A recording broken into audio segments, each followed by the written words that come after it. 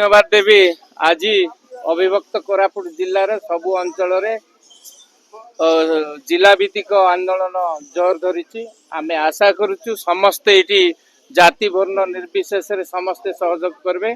कारण एठी गुड़े खणी खानदान कंपानी हेलानी सामान्य सिक्यूरिटी गार्ड भी आम पिला पाऊना केतेबेले आसाम कॉलोनी केतेबेले बिहारी कॉलोनी हेलानी ओडिशा की कोरापुट जिल्लार कौनसी चाकिर व्यवस्था करा जाना। तेणु ये आंदोलन एबरु नुहे आमे छात्र आंदोलन आरंभ करिचु।